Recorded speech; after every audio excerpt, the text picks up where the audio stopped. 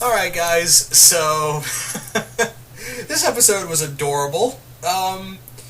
Yeah, also, can we just say that this is probably the closest we'll ever get to Steven fighting Freddy? I'll get into more into that in a moment, but yeah. Here's my review of Steven Universe's episode, Kiki's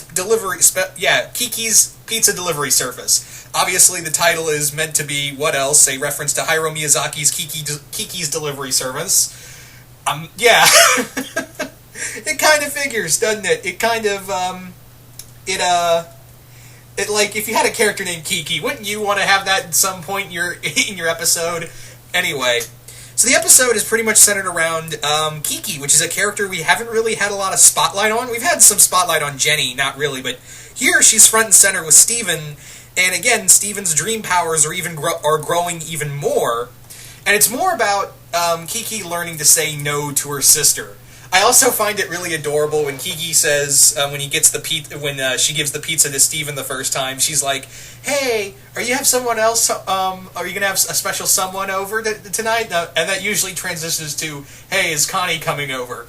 As I feel like the whole town knows about him and Connie at this point, and I, I just have this feeling like, is Connie coming over? That's what it kind of transitioned to. Anyway. So yeah, this episode is, more, like I said, about Kiki and Steven trying to find out the root of her problems of why she can't sleep, and Steven says, "I'll be a dream warrior." And, of course, the song from Dokken from the Nightmare on Elm Street movie, Dream Warriors, came on in my head. "We're the Dream Warriors, ain't gonna dream no more." I can't sing for shit, as you can tell. Anyway. But no, I couldn't help but think that, and at some point, like, I couldn't have been the only one, like, watching this episode going, is Freddy Krueger's claw, like, when the hands first showed up and they're reaching for Kiki once more, I was thinking one of the hands were gonna, like, shoot Freddy's gloved claws out of one of the hands and reach for her. I don't know, like, I can't be the only one who thought that when they first thought, like, this is a Nightmare on Elm Street kind of story, almost. Like, at some point, that Freddy was gonna show up. Anyway, but no, it's nice to see we get to see more of what Kiki is as a character. She's and I didn't realize this, and maybe I just missed it, or they never brought it up in an episode.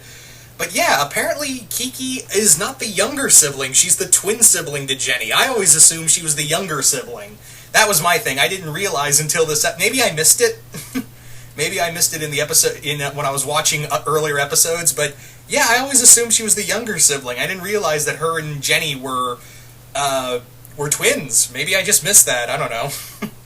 Anyway, also we get to see a new costume for Steven with the headband, and I was thinking, oh, he's got to do Hadouken at some point. And in some way, he does both Hadouken, like a Steven-esque version of Hadouken and the Spirit Bomb.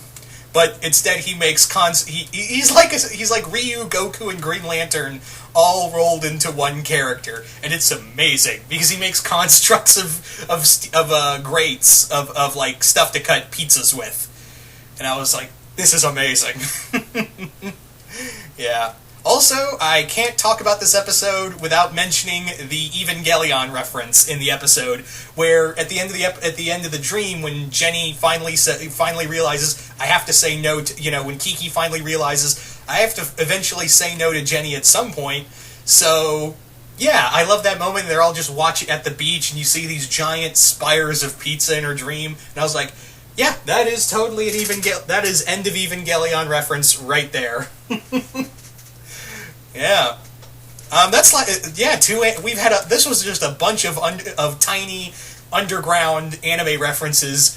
Like this past few episodes have been like kind of like anime references, haven't they? I mean, yeah, obviously Steven Universe had Rebecca Sugar had a lot of inspiration from anime making Steven Universe, but this time you really see it at some points.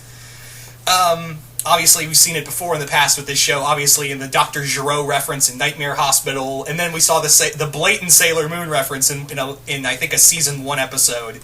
But yeah, all in all, this is a nice little slice of life episode, and be prepared for just that, because I have the weirdest feeling that, I have a pretty strong feeling that that the next two episodes are going to trap us all in a glass case of emotion.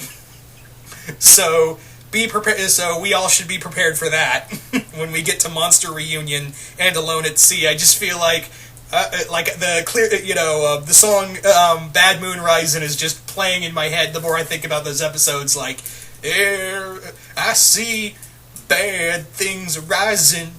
Again, I'm sorry I have to subject you to my singing. It's horrible. I know. But anyway, all in all, just a nice little slice of life episode. And you guys tell me, what did you guys think of this episode? Did you guys like it? Did you guys hate it? Just comment below, let me know. And once again, hope y'all enjoyed this, and I will see you guys later.